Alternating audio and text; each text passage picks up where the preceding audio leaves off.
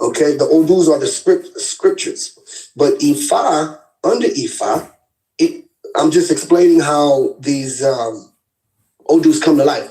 Odus are basically events that happened in life, and they're logged. And there are 16 major Odu, okay? And it's a binary system. Each of these Odu are represented by little digits, quite like you have what you have when you do your coding, when people do coding and stuff. Same way with ones and zeros, okay? The 1 represents a 1, the 0 represents a 2, okay? And so there are 16 major Odus. Under these major Odus, the basic principles of life exist. Now, if you take that 16 and multiply it by 16, you have 256 Odus. So you have 256 Odu that each one of them encompasses every aspect of life that a man, things that can happen to a man or a woman in their lifetime, is locked in each Odu. Each Odu speaks of a different situation that you're going to encounter in your life. So when the priest throws the chain, which is the Okbele chain is like a chain. Imagine a chain like this, a chain in a U, and there are 1, 2, 3, 4, 5, 6, 7, 8 nuts tied in between each link. Okay? So it's 4 on each side. And they cast that chain, and by the way those nuts land up or down, it represents that 1 or that 2 that I was talking about in the binary system. So once the priest can discern which Odu is this person talking about, then he can tell you. So basically, when Oyotunji was first founded, they went to the deity of the oracle, which is Ifa, the deity of attraction. They asked Ifa with the Okpele chain. They cast it, and they said, what is the Odu or the destiny or the scripture for this particular village? Okay? And so when you, Baba Naim and Daras came to Oyotunji, out of the blue, I don't know how it came up, but I just started talking about it because it is essential. The Odu is called Ogbe She. Ogbe Oshe. Now remember, I said there were 16 major Odu. Basically what happens is each Odu visits each other. So there's Ogbe is the first Odu. It speaks of enlightenment. Oyeku is the second Odu. It speaks of your ancestors. But Ogbe and Oyeku could visit each other and become Obeyeku. That's how you get a full Odu. Okay? Or Oyeku will also visit Ogbe, so you get Oyekube. You get Obeyeku and Oyekube. So you have vice versa. And it goes like that throughout the 16, and that is how the 256 is created. Okay? Ours at Oyotunji is Ogbe, which is enlightenment, the head, the gods of creation, the deity of creation, the energy of creation. Ogbe represents enlightenment. Ogbe represents the head rules the body, not the other way around. And then we have Oshe. Ogbe is one, Oshe is the other. Ogbe is actually the first Odu. Can you believe that?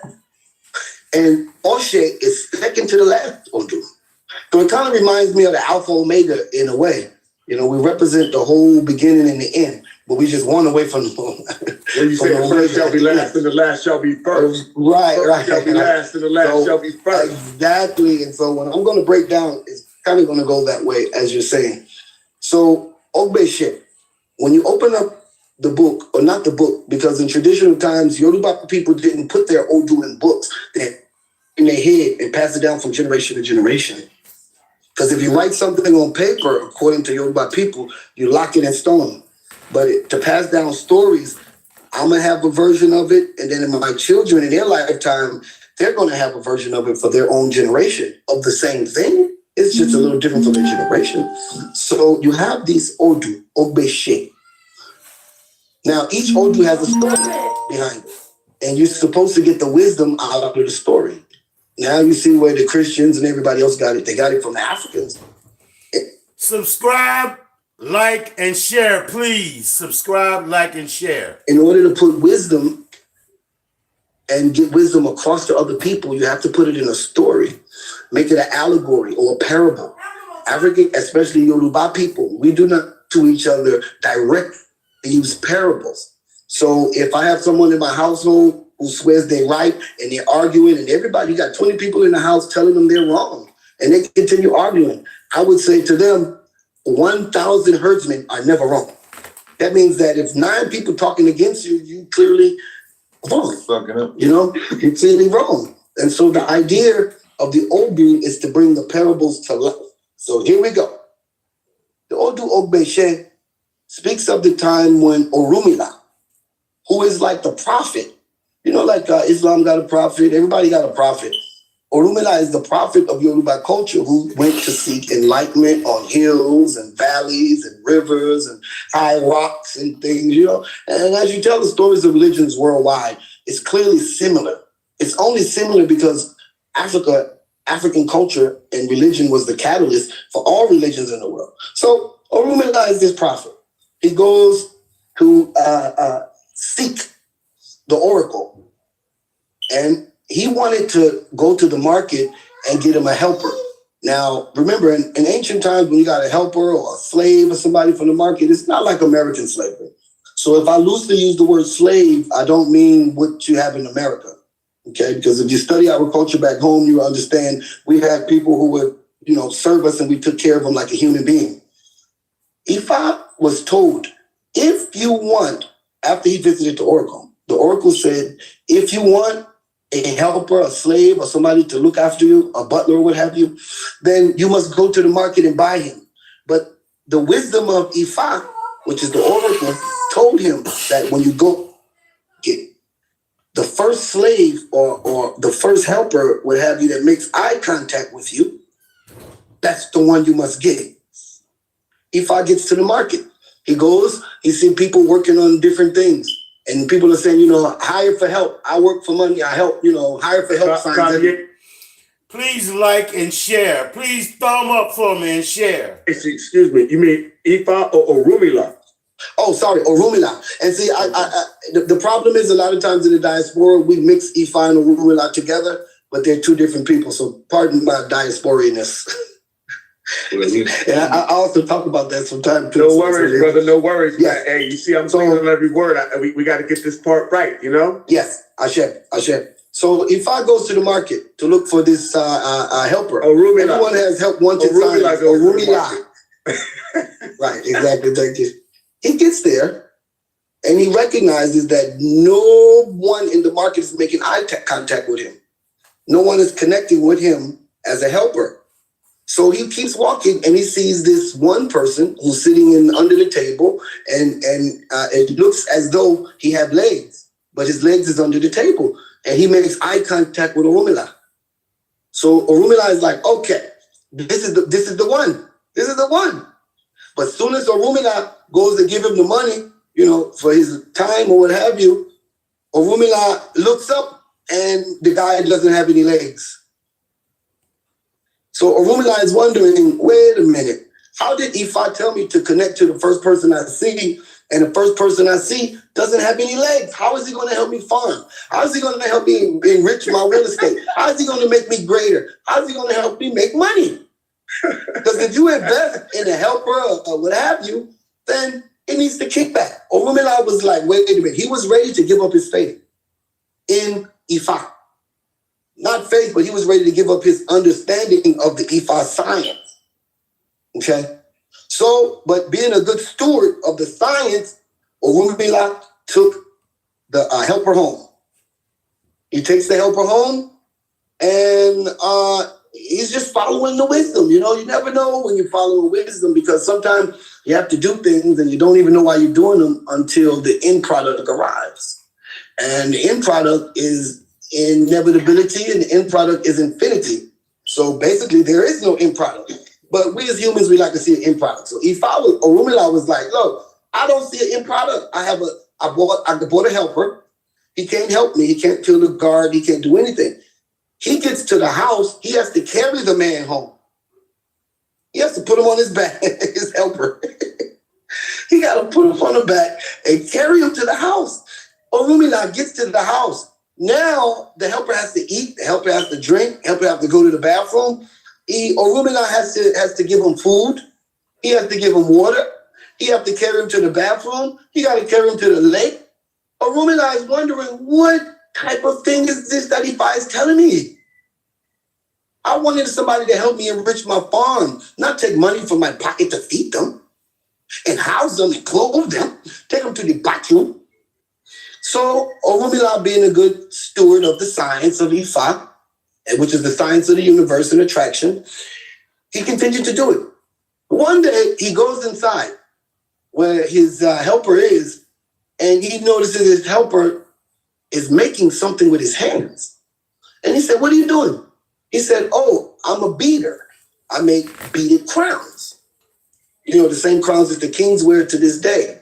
He said, "I make beaded crowns." Orumila had never seen it. This is before beaded crowns was invented. Okay? This is before beaded crowns was invented. So Orumila go in and see the helper making beaded crowns. He asked him, like, "How did you learn it?" He said, "This is a family tradition, He said, "Well, look, this is what you do. Keep making them, and I'll go show them to my friends." So he made a couple. And then Orumila took him around. You know how they say your work speaks for yourself. Orumila took him around and showed it to his friends. They was like, "We never seen nothing like this before, but it's very beautiful. It's very, very well intricately decorated with beads and things." So Orumila came back to this helper and he said, "Look, man, I think this is what we're going to do. We're going to throw a party because all of my friends say they like them. And I have 4 friends, which is Olokun, Shango, Obatala, and another one of them king deities, Ogun. They all say they want an order of 25. Each of the Orisha, 4 Orisha, 125. That's what? That's a quick 100, real quick. And then if you charging, you know what I mean? Back in the day, you charging 5 cowrie shells for one, you got 25 cowrie shells coming in, real quick. So Orumila went back to his helper and said, "We're going to make a party night. We're going to buy some drinks and some food, kill a goat, kill a ram, and cook food. And we're going to have all of the Orisha, not just the 4 that want to put in orders already, but we're going to have all the Orisha come and party with us. Display all of your work, Mr. Helper." So they planned the date. All the Orishas came. Everybody came in. Olokun came in with the ocean. Shango came in with thunder and lightning. Ogun came in with the warriors. Elegba came in with all of the street people.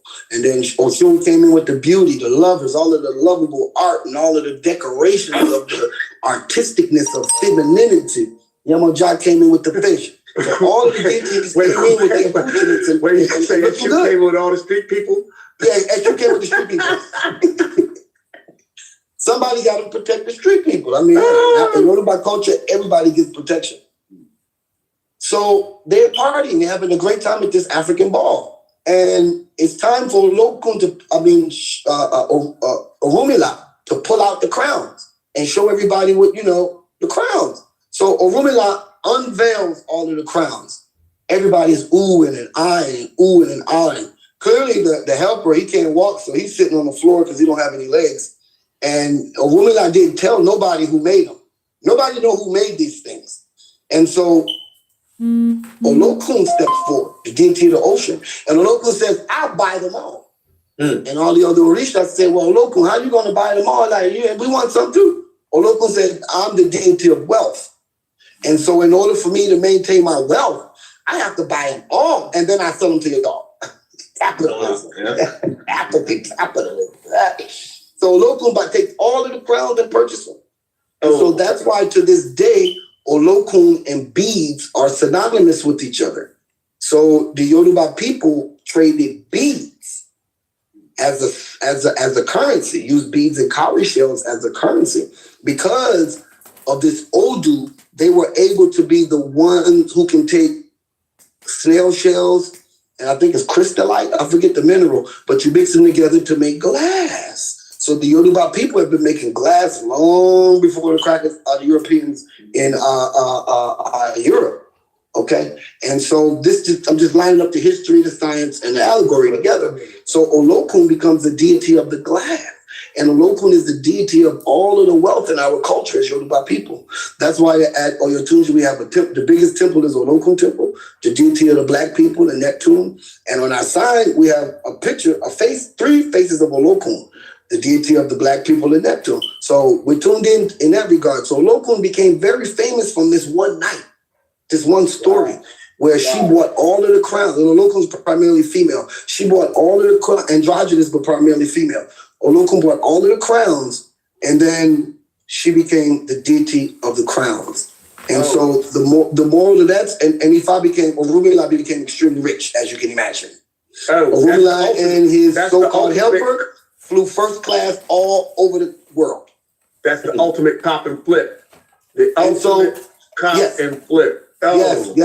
Yes. And so basically that story tells us to pay attention to our readings, because sometimes the weirdest things will happen. You can't see it until the end, but if you stay steadfast, it will happen for you. So basically Orunmila ended up, we have it Oyotunji. See, that's the reason why that's the Odu of Oyotunji. You see? Because at Oyotunji, we have to take in Black Americans. Black Americans represent let me back it up. We have the need to go and get help from our people. But we don't know that our people are that man whose legs you couldn't see. His upper body worked, but once you pull back the curtain or the tablecloth, he had no legs. That is the African American people. And if we have any commune, any institution, any temple or anything, we have to take those people in, at least here at Oyotunji. We got to carry them on our back, bring them all the way in, house them, feed them, give them clothes, give them shoes. But one day, we're going to find their true wealth. And their true wealth will show. And the head of the compound and the helpers shall all, drink champagne and eat cake or eat kale. No underestimate the workers. Yeah. So that's the history. Hey, that's what I have to say about that. Hey, I bear witness, Kabiesi. This is why you're one of them.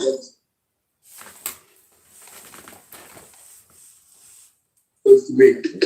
Because, when I was doing my little tinkering with beads and whatnot way back when, I had my folks that would support. But when I rolled into Oyotunji, I rolled in there with the youngest Babalawo amongst us. Abayomi brought me up in there.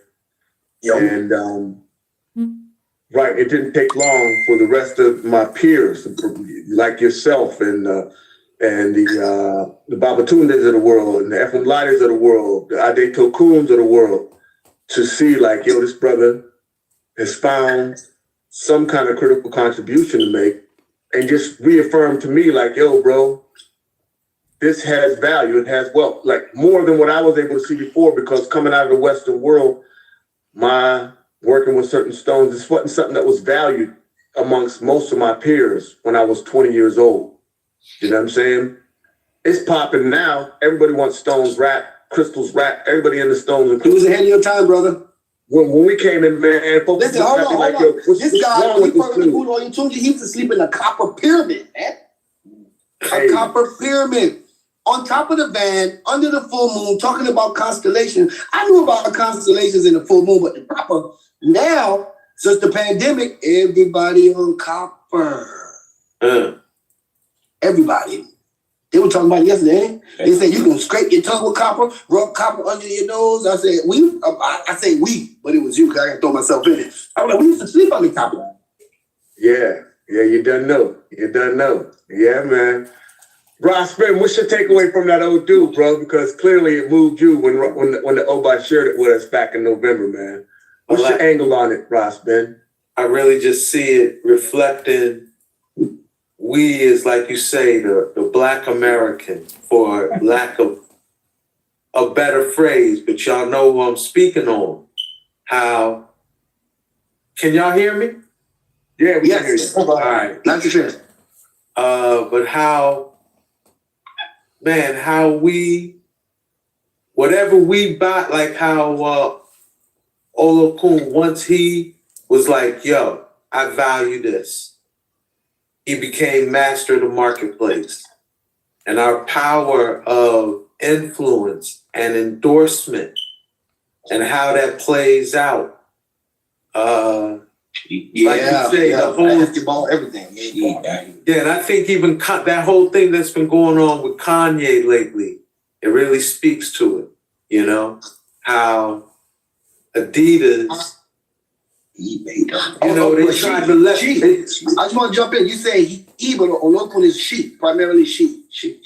Oh, thank you. She. How Kanye, Adidas tried to out leverage him. But nah, like you say, Olokun, she really embodies that wealth and abundance, and she's queen of the marketplace. Like, she rules. Once she puts a value on something, that's the value that stay, and move the marketplace. That's a big part of who we are as a people, and how, because we don't know that, we get exploited, and that true value of us don't play out. At the end of the day, we, like you say, we in service. Without our own legs, needing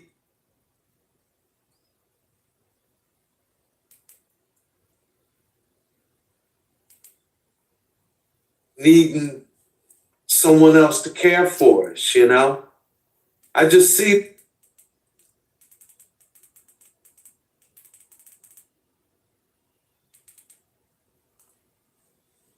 in the village, dirt road streets. The village is alive. Since you brought up Kanye, the village is alive. It's Saturday night. The village is, it's about to be on and popping. Yeah, the village is alive. We got 3 people and like 4 chickens and a goat. It's a live city tonight, brother. all right. Well, in terms of Kanye, since that's a national issue, a very hot button issue, everybody like to talk about it. I have something to say. I think that it takes a Gemini, first of all. Let me say that. Never. It takes a Gemini, not a Scorpio. Scorpio think they not. Take a Gemini. Because remember, if you look at all of the people who ever changed the arts or the communications and blew the top off the roof, it's always Gemini people. Always. Just go back and look at them. Prince, Biggie, Tupac, Kendrick, the list goes on and on and on. 3 Stacks, all of them. All Gemini. They do it the best. So for Kanye to be a Gemini, we just got used to Gemini just being, Stephen Fletcher type of shit. You know what I mean? Dancing and buck dancing on the stage for massa. But they have a different side, and they're always the ones to show you in the mirror who you really are. So when I saw that Drink Champs with Kanye on there, I saw that way later. I had all of the media in my head. I mean, not in my head, but it's gonna pass through. It was passing through, and it was all what we always say: mental issues, loco, too much money, too much, all of this, too much of that. Just not dealing with what the brother really saying. So when I finally I waited months. So when I finally got to see the Drink Champs, I said, this brother talking like my father talked. He basically saying he want for his people what the Jewish people got for their people. Yeah. And if you call that anti-Semitic, maybe you Jewish people need to go back and find out what y'all hiding from everybody. Okay? Because you clearly making it worse by hiding. Okay, clearly the kid is very articulate in what he's saying. Yeah, he's like a typical Gemini. He's gonna bring some 808s to it and some hi-hats to it and some snares and some drum beats, but it's gonna be clear. And if you got a clear mind, you can hear clearly what he's saying. And he's the only what y'all call rappers. I don't know what they rapping up. They didn't wrap up nothing yet. He's the only one that said that. That said that there is clearly an undercover operation geared to destroy black people through the music, and the Jewish people are getting the money. It's on the Breakfast Club. The Jewish man was on the Breakfast Club with Charlemagne and them. He said it himself. Charlemagne asked him, he said, well, why you haven't done, you promoting death? He said, I gotta work. I gotta get a job. I got a job too. Said, but your job is the promotion of death among black people. He was like, well, I gotta work. It's about money. And Kanye exposed it. So hats off to him. Kanye, in I know he like to be put up high, but I'm gonna put him way beyond what he even thinking. I'm gonna put Kanye with King Tutankhamen. Wow. I'm gonna put Kanye with King Tutunk, because guess what Tutankhamen did? And he did so much work that when you look at books today or go to a museum, they spell his name with a U at. You lost your audio. They want to say Kanye. Tutankhamun. They want to take Amen out of his name. You can't take the son out of the Tut-Unk. So I say Kanye is like Tut-Unk-Amen because they tried to do the same thing to him. They tried to change his name, they had their whole exhibit running around the country talking about he was white and all this kind of no. Tut-Unk-Amen was responsible for returning he connected people back to their original consciousness. But what he did was he reopened all the temples because King Akhenaten or Pharaoh Akhenaten decided that we're only going to worship one God, and that God is going to be Ra. Amen Ra. But he forgot about Geb, Shu, Isis, Horus, all these other gods. He said, close all the temples. Only one God. Because he wanted to be immortal under the God by himself. He was being selfish. So guess what did when he came to the throne at 12 years old? He reopened all of the temples. So what Kanye is doing is reopening all of the temples. The temples that were closed from the 50s, the 60s, the 70s, the 80s. See, the 60s, 70s, the 80s, the Temple of Knowledge was open. You had the number 7 temple in New York. Temple number 7, Malcolm Temple. You had the FCLC in Atlanta. You had the Yoruba Temple in Harlem. All the temples were open. And the temples made sure that America burned. You feel me?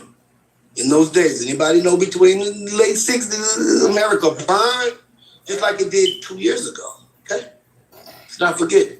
So Kanye reopened those temples. Am I breaking this down? You know, the temples of thought that we think about people like this. Because when Kanye was talking, I was like, oh shit, he must have seen some James Baldwin. He must have seen some Malcolm X or something, listen to my Funtala speak or something. Because the way he was articulate and they eating baklava. Not the baklava is the sad thing. I love baklava. You know, I hang with Jewish people. I speak the Jewish language. I had a Jewish lady come to the village last week. She came and said my father inspired her to go back to her culture. And you chopping up, Taviation. Chopping up. The American. And the Jewish lady came to the village. Get what she? I said, I do. How we doing now? Better. Yes, Okay, you doing better? Yeah. Okay, yeah. So the Jewish lady was just telling me, affirming to me, that this African culture made her go back to her Jewish culture. She knew my father when she was 12 years old in New York before the Oyotunji village was built. And she came to the village 50-something years later with her family. Her family consisted of her co-wife, and her husband. Okay? I took them back to my dad's shrine. They did a Jewish, thing that they do for the ancestors. I was totally impressed. I'm like, look at these are Jewish. These motherfuckers run the world. And they up here bowing down in the backwoods to an African. And clearly, if they're from New York and they move back to Israel, that means they got money. Okay, so she moved back to Israel. She got a commune in Israel based on traditional Zionism. And she told me, she said, your dad used to come by and see my dad in Harlem. And she said she was about 12 years old. This is back in the 50s, late 50s, early 60s. And she said, your dad loved to sit and hear my father talk about Zionism. And see, she cleared up something for me. She filled a void for me, because when I was a child growing up, my father would always say, Ade, you got to think like a Jew. You got to act like a Jew. If there was an example of how you behave in this foreign land called America, behave like the Jewish people behave. And I didn't know what he meant until this Jewish lady came, and she told me that the only reason my father used to come by and talk to her father was because he loved the idea of Zionism. but he wanted Africanism. He wanted Africa nation, not Zion nation. But he's a black American. They're not privy to a lot of shit. So he had to have a Jewish man teach him how to be for your own people. They'll tell you in a heartbeat, the Jewish religion is for the Jewish people, my dear. If you wish to join, maybe in your next life you will be born Jewish, but you will not join this life. Next life. They're very close.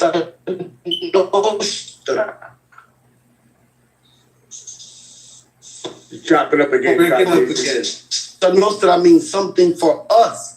Come for them. Well, we're going to have something for us. Have a Cosa Nostra, which means something for us. All Kanye's saying is that when will we African people in the diaspora have a something for us, just like they have? But Kanye, hello? That speaks straight to the Odu. It speaks straight to the Odu. That we are the real capital in the lism called America capitalism. We are. From day one. From day one, we are the nuts and bolts. We are the X factors that take something, nothing and make so let me something. share You chop it up again, Kaviesi. this is a good anecdote. So I got a guy, he's from Nigeria, right? You hear me? I'm coming through clear? Yeah, I got you now. Okay, I got a guy here. He's from Nigeria. And I took him in, just like a woman that I took in the guy, with no legs. I took him in. Actually, I'm sitting next to two no-legged niggas sitting right next to him. Come on. Okay, yeah, they're right there. There they go. I told him to listen. I told him to come upstairs and listen to what we're doing. And you got to listen to this. Because this is y'all. And I had to let them know. I got two no-legged Africans here. But here's the point I'm making, is that the Nigerian comes to town and he doesn't know how African we really are. You see? Because remember, many years ago, my father said, African American, once again, in their culture, appreciate it. We market it. Naeem, I saw you just making some African something right there just now on camera. Okay? So we have the Nigerian here. But I let him know that we together. Trust me. But when you come here, you want to see us being American. You want to see us driving BMWs and having tile floors and all this shit. We ain't there yet as a people. We have very wealthy people, but as a people, we're not wealthy. Okay? So that means that you come to America, you got to see our struggle as an African coming from Africa, because it's a totally different ballgame. Over here, we working hard to get it, and we still don't have it. In Nigeria, the middle class over there got servants. Okay? Over here, we don't have that. So that means that it would take us at least 100 years, as my father said, before we can conceptualize and get into at least 3 generations. What we're talking about in terms of African worldview, it'll take 3 or 4 generations to have it instilled in them before the 5th one in 100 years can get it. Okay? So until we reach then, African people from Africa got to understand we have to chart that path to greatness. They were born in greatness. Okay? We have to chart that path. And part of charting that path, I'll round it up here. And part of charting that path is looking out for each other, no matter what. These guys are sitting next to me, giving me hell, and I'm beating them on the shoulder. But still, it's just, it's what it do with your people. When white people first met us as black people, they called us childish. They said we were childlike. That's not an insult. That's a compliment. That means that we had no life that was that fucking serious where we had to act like we were somebody. Okay? We had a childlike spirit. And even in that movie Django, they talked about that. Oh, the black people braining. Nigga, we just high level. We're so surplus as a community and a society with our grains, with our cows, with our milk. We're surplus. We got time to sit around and clown out 8 days a week and work 1. Capitalism teach you to wake up every day and be so stern and serious and working at the game to beat the man. African people, we ain't trying to beat the man. When I bring people in here on my shoulders with no legs, we are trying to beat nothing. No fight. Hey, No fight. hey. Oh, Bob, I have a question burning in me. Yes. Why did your father choose South Carolina to establish the village? What's your thoughts and reflections on the Low Country? Because of these boys' ancestors right here. You see? You see the difference in my skin tone and the difference in his? He mixed with some Cherokee from upstate, and then you see it get darker as you go. Cut that out, Tommy. Daniel Pure Yamasee. Daniel Pure Yamasee all up in it. Yeah, Pure Yamasee. Daniel looks like Yamasee. The South is less full of shit than anywhere else you want to be. Yeah, thank you, sir. But yeah, you see his features? We never had nothing. Those are African Yamasee. Hey. So to answer your question, why my father chose South Carolina? Because a man by the name of Chief Ogunseye, he was like, my dad put him in charge of Philadelphia later on. But Chief Ogunseye, he was the one who told my dad, go to South Carolina. If you go to South Carolina, they have some people down there called the Gouda Geechee. He said, if there's any place you want to take this out of New York, because you know people in New York can understand everything. And he said, take this to South Carolina because them people know about it. They have a thing called root that they do. Rooting. Yeah. They got a thing called root that they do. And if there's any place in America besides New Orleans, which you never get in, South Carolina and the Geechee land is the place to go because they understand this African shit. And so when my dad set up shop, he set the village up, and out of nowhere, all the Geechee people knew what he was up to. Wow. He was in Savannah and went broke. He was in North Carolina and went broke. He come to Geechee land in Sheldon, South Carolina. Boy, they put everything on this man's game, but they teach him how to plant maize, teach him how to plant corn. They say, what you doing to build a house on the ground? Well, you need to put that house up 2 feet because there's been a flood around y'all. Geechee land, he said, but guess what happened? Once he decided to come here, he came here and set up shop. And guess what? He picked the perfect spot in the world for the reintroduction of African culture to African people in the whole freaking diaspora in North America. Sheldon, South Carolina was the best spot. Yes. Beaufort, South Carolina is actually better, and Charleston is even more superb, but that's all built out. Those are cities. You don't want to be in the city. You want to be in the free land. Okay? So my pops came out here, they started building houses out of the trees. The local people like, we got a hardware store y'all can go to. My dad said, no, we don't want the hardware store. We want to build our own houses from zero to prove to ourselves that we can do that. And then, a couple years down the road, we'll start going lows. So my dad started building houses, taking the poles, they call them poles, which is a tree about 4 inches in diameter, and use those as your 2x4s, as your rafters, as your framing. And then instead of putting roofing on the house like Owens Corning, my dad was off the chain. Now, the Geechee people sit back like, look at this boy, y'all, where you been to come from? And he had white anyway. They said my dad would go in the field and take the grass, the tall grass, and put the grass on the roof instead of roof. Yes. Ain't smoking that house. I can't see when I Ain't no smoking in there. Or cooking food, got burned down here. So the Geechee people made sure that the African Americans who came from New York knew what they were getting into, and establishing their concept and establishing their permaculture when it comes to the land. So my father decides that, hey, this is what we're gonna do. So we're gonna stay in South Carolina. We ain't leaving. But he didn't know that surrounding the village that he created is 13 plantations where Africans were enslaved. Actually, the whole back line of the village is a plantation. If you step on that line, you back in slavery again. But if you stay on this side of the property, you in Africa. Okay, you ain't even in America. So my dad established that village in the midst of plantation country. Okay, and guess what happened? If I walked behind the village about 300 yards, guess what I walked into? The lakes where African people grew rice, water. And the infrastructure is still there. All of the ditches they dug, all of the things that they did. You won't know it if you're not into archaeology for your people. But learning archaeology, you can look at the lay of the land and see how African people permanently changed the land of South Carolina in the Low Country from Georgetown, South Carolina to Jacksonville, Florida. Permanently digging ditches. Sometimes if the crackers wanted to make a rice paddy and they ain't had no river nearby, they'll make the Africans dig a ditch 10 miles. And the ditch had to be 30 feet wide for 10 miles. No heavy equipment, only donkeys and rudimentary shovels. No, serious talk. This is what Oyotunji sits in. So, like, my dad always tell people, my dad didn't choose this area. My father didn't choose this area. This area chose him. Wow. Thank you, Bob. Hey, And I gotta.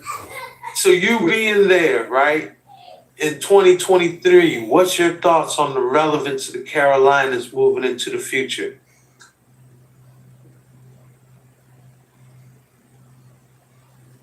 You on mute, Kabiesi? My audience in is off the chain. My audience in is off the train. I'm trying to calm down the audience. So, yeah, that's a good question, Baba. Because here we are in 2022. And my whole life growing up in the village, all I saw was white people come here to visit the village or take a tour. When black people came here, they act all shy. I ain't act all shy and scary up and all that. So it wasn't until, what year did the Charleston 9 happen? When that devil, European devil went up there and killed those people. And I ain't racist, but if you're European, if you're white, clearly you're European. And if you do an act like that, you're a devil. Okay? So it wasn't until the Charleston 9 happened that I walked out in my parking lot and I saw all of these cars. I'm like, we never got Kabiesi. We got to offer clarity, man. Some folks might not know what you're talking about. Charleston 9, you mean the massacre at the... Yes, the massacre when, what's the boy name? Dylan Roof. Dylan Roof went up there and shot went up in the church. Yes, he shot up all of the people in the church because he was trying to start a race wire. 2016. He was trying to start a race war. Yeah, 2016. Okay. Well, that was the year that I seen the most black people come through Oyotunji. Now, remember, I said that it's all a setup, right? It's all a setup. So that basically means that 2016 was when the white boy wanted to start a race wire. I walk out in my parking lot and I see all type of cars from all over Virginia, Kentucky, Florida, New York, California. And I was like, why are all these people here?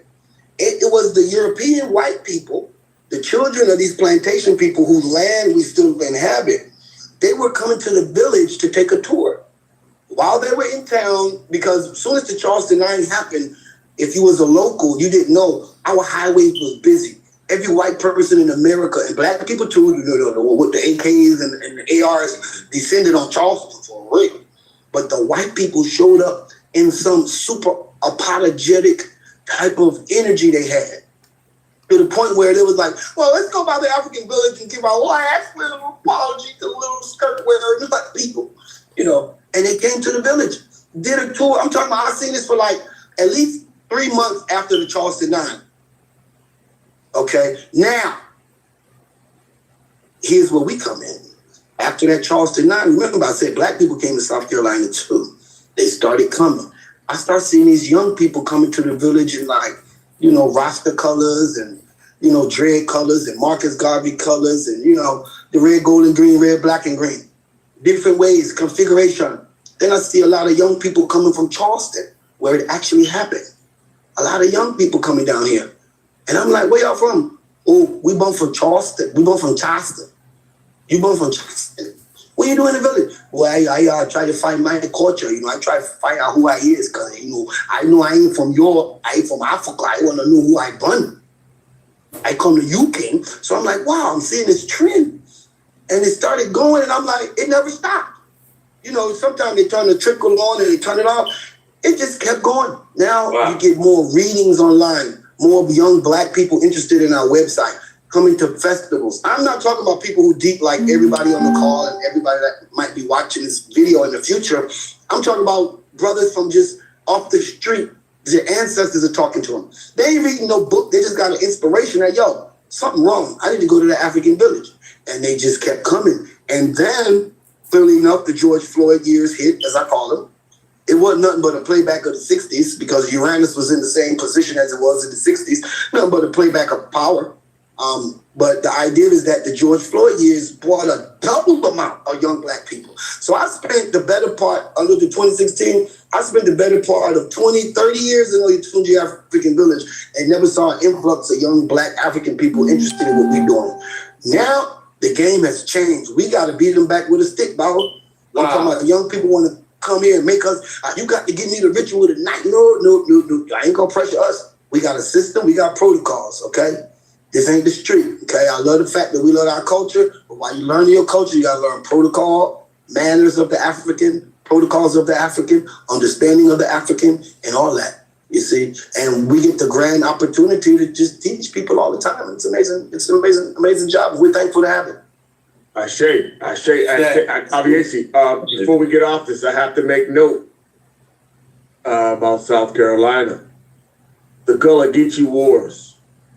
You know, these folks we call Gullah, South Carolina lowland coastal region, basically from Myrtle Beach all the way down to Jacksonville, Florida, was one of the last strongholds for indigenous Americans of all different hues, you know, and carry out their indigenous cultural traditions without colonial, you know what I'm saying? Yeah, that leads into a larger conversation, indeed. Yeah, that's a whole nother conversation. That's we got to do a remember on that. But this area, South Carolina, why South Carolina? Why South Carolina is first? Because it's an old ancient sacred land, bro. It's been a sanctuary for a long time. Not unlike Philadelphia, but because the climate ain't for everybody. You know what I'm saying? We got the swamps, we got the isthmus in Jacksonville. We got regions where only recently the modern world has been able to get in there and sway their dominance. Hilton Head being a prime example. Hilton Head ain't 100 years old yet, man. It's maybe only 50, 60, 70 years, you know. But prior to industrialization, they couldn't get back up in them sea islands, you know. So it was a refuge for indigenous people of all walks, you know. And so the African villages right there in the nexus, in the navel, in the bosom of this sanctuary, which was Gullah country, you know? Yeah. And they firm. What you say to man, when a man show you the picture to his right, Ross, you done your research, the Yamasee, they got Yamasee in Mississippi, way down there in there, what they call it, Poverty Point. Yeah, and they got Yamasee right there. The next county up from where the African village is Yamasee, man. It's them folks, they don't speak no English tongue. They don't speak they got their own ways in which they move. And the brother who's sitting right beside the Ogbe is a master mason. That dude, Daniel, yeah, man, the roots run deep in them parts, man. The bloodlines run deep in the low country. And even why I asked that question is because I felt it, you know? Yeah. That little time I was in the low country, I said, man, it's different down here. It's, deep, proper. And we're like in Philly, a lot of us been forced off the land. We've been moved. You know, we ain't like, unlike any other major groups, but because of low country, they couldn't get into them backwaters for a long time. Them bloodlines persisted for really up until just the last century. And they still there. You know what I'm saying? Them bloodlines are still there, brother. Them folks, that's why they don't talk like the rest of us Americans speaking the King's English. You know, I don't know if you peeped out when Ogbe was explaining to cats from Charleston, man, how he could spit out that dialogue, that dialect, man. It don't sound like something you hear in America. It sounds like something you hear in the islands. In the islands, yeah. No, you don't get that. But let me go back to the Yamasee thing. The Yamasee you buffering. Because when we say Yamasee, we're thinking of the Yamasee was an umbrella governing body, if you will. Is that better? That's better. Yeah. Hello? Yes, that's better.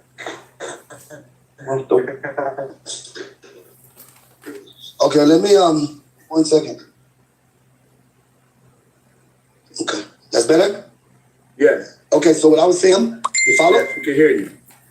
Okay, the Yamasee is an umbrella term for a lot of different nations. Okay, just in our area, under the Yamasi umbrella, is the Hulefini, the Pokotaligo, the Kusahachi, the Kumbahi, the Ashepu. We also have the Kaka. We have the Creek. You see, there are so many different nations, and I can't remember them all right now because they're right in our areas. Ashepu, Kumbahi, and the Edisto. Edisto was the name of a nation as well. Edisto. They fell under the Yamasi umbrella. So when people say Yamasi, they're really talking about, according to the chief or the king of the Yamasi people today, Chief Blackfeather, he said that the Yamasi people are actually the Creek. And the Creek stretched throughout Alabama, Georgia, and South Carolina, and Louisiana, throughout the South, basically. So the Yamasi are an umbrella nation. Yamasi fell the Cherokee as well. The Yamasi, they could have did a better job. And I ain't gonna bust their balls because I wasn't there. But had they did the best job that they possibly could do, we would not be speaking English or Spanish right now. Because when the British landed in Beaufort, which is the first place the British came in order to set up their America, and that's why we're speaking English to this point right now, is because the Yamasi traded with the British. They worked with the British. You know, African nature people always worked with each other. They didn't think the British were sharks and snakes. They worked with the British. They traded deer skins because there's so many deer in this area. We were sending deer skins to Europe like there was no tomorrow. Okay? Thousands of deer skins every year going to Europe. Okay? And see, we got so many creeks in the Beaufort area. The creeks been like highways. And our creeks don't go 1 to 2 miles in. Our rivers and creeks, we got 1,000 of them all around. I can't name them all, but it's clearly it's tens of them. And they all run hundreds of miles inland. So a European man could park his boat up here in Beaufort and then take his daggone canoe way up the creek and go all the way up to Columbia or Santee and trade with the Santee people. Get deer skin from Santee and take the creek all the way back and load it on a boat. Beaufort was just the perfect area for things to happen, to get goods from inland and bring them to port and ship them to Europe. Because remember, Europeans had capitalism on their mind. So they encountered the Yamasi, and the Yamasi got upset with them because they were getting, they were doing bad deals. Okay? They were doing bad deals. And so the Yamasi got very upset because they would trade skins and they wouldn't bring back the proper, money or whatever the currency was. So one day they told the trader, they said, look, you represent the British government. You need to tell them this. We want this or we're going to shut it down. So the British government sent their liaison, their messenger, back to the Yamasi Nation here in the country. And they said, look, we're not going to have it no more. So they took the European guy, they took him, hung him on a tree, and they took fat lighter. I don't know if you know what fat lighter is, but fat lighter is the centerpiece of a pine tree. It ain't nothing but gasoline. It's basically gasoline, like natural gasoline in the middle of a pine tree. So they took it and cut it into shards, and they stabbed it all in every part of his body, these shards, and they lit each one on fire and burnt them up. And then they sent them back to Beaufort to the British, burnt up with the shards in his body. I think they even sent him, he was on fire when they sent him back. And so the British got upset. And the British said, you know what, we're going to get y'all Yamasi people, because get what? Y'all tripping. The Yamasi people said, oh, hell no. Before you get us, we coming. And so the Yamasi people went and burnt Beaufort, South Carolina. They burnt Beaufort to the ground. If you want to know about it, just go downtown. It was like 1711, I think. Just go downtown Beaufort. They got a plaque to tell you the whole story. But the Yamasi people fought to the very end. They were the last stronghold for this, what we call this modern age of America, was the Yamasi people. And they decimated them. So what the Yamasi people ended up doing was, maybe the British got more firepower, so they backed up and they pushed towards Florida. St. Augustine. They all went down to St. Augustine, Florida. The Spanish people promised that if y'all beat the British ass up there in South Carolina, when you get to Florida, we'll give you free housing, free property. You can be a free African, not really free, but kind of free. So that is why Florida is known for having so many black towns, because all of the Gullah Geechee Yamasi people went down there. okay, and set up and started blending with what we call the Seminole today. So the Seminole ain't nothing but a Gullah Geechee Yamasi. And some whatever native people that were there at the time, because when the Yamasi got to Florida, they showed the local native people, the Osceola and all those different people, they showed them how to deal with the Europeans and how to fight them. Okay, and a lot of these Seminole people, when the Civil War rolled around, a lot of these quote-unquote Yamasi, Seminole mixed together, whatever they called themselves, started to join the 54th Infantry that fought a big war down there at Olusley, Florida. Okay, you can look up Olusley, Florida. There's a big tale about Africans coming down here and whipping them Europeans behind, for their quote-unquote freedom. But the point about the Yamasee Wars is that the Yamasee Wars were anytime the local people here had to fight a European, that was the Yamasee War. Okay. Now, how did black people get associated with the Yamasee? Because there's this big conversation that slavery never happened, black people was here all the time. Well, if there's any story about black people being here pre-slavery or pre-British is what I like to say, pre-British, it has credibility in history in this area, especially local lore. Because it said that the Spanish people came here in 1565. When you go to school, you learn about 1492. Columbus sailed the ocean blue. Well, we're missing 100 years here, people. Okay? From 1565, when the Spanish first set foot here, to 1492, that's more than 100 years, right? Okay. Basically, what I'm saying is that the Spanish came, they set foot here, and they called this the land of Chicora. They set foot here, and they took one of the local native people back to Spain with them. And the local guy told the King of Spain and the Queen of Spain, I don't know how they was able to transduce his language, some kind of way they did it, but he told the Queen of Spain, I come from the land of gold. Where I come from, gold is everywhere, which is true. North America is full of gold everywhere, as you know. That's where you get the football team 49ers from, because of gold. Gold is everywhere. And he told the Queen, this is maybe 1566, okay? He told the Queen of Spain what was over here. And she said she's sending a big a galleon over here, a big, huge Spanish galleon to come and explore and set up shop. They set up shop at a place called Paris Island, right over here in Beaufort. A place called Paris Island is the oldest fort of Europeans ever touching this land we call America today. Okay. Now, when they came in 15 whatever and set up shop, when they came in 1565 and picked up the local man and took him back, and he told him about the land of Chicora, because South Carolina wasn't called Carolina, it was called Chicora. Okay? It was called the land of Chicora.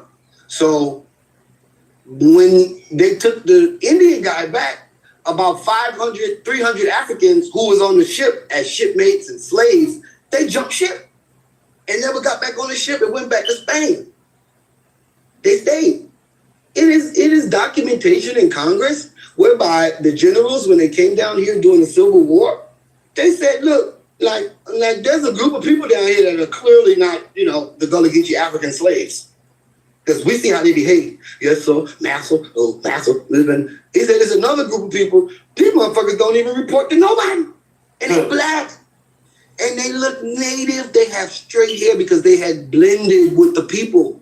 Remember, by the Civil War was 1862, 1863? I told you that these Africans jumped ship from Colonel Pedro, who was the head of the ship. They jumped ship in 1565. So from 1565 to 18, that's like 200 some odd years. These people got to proliferate. They got to start screwing the local people and making babies, and everybody dance. Because Africans, when we go places, we don't take over the culture, we join the culture. Hey, they join the culture, and so Bob, go ahead. Can I just be clear? So these would be like Moors. These would be like European. They from the continent of Europe and Spain, but they look like a black man. Is this or look like a melanated person? Who are you speaking of? The Africans or the people who was These indigenous? people you're talking about that jumped ship. Who jumped ship? No, the people that jumped ship was straight from Africa. All right. It's getting dark. The people that jumped ship was straight from Africa. They came over with Commander Pedro and helped to found the first port in North America. It was called Santa Elena. It's about 12 miles, 13 miles from here. They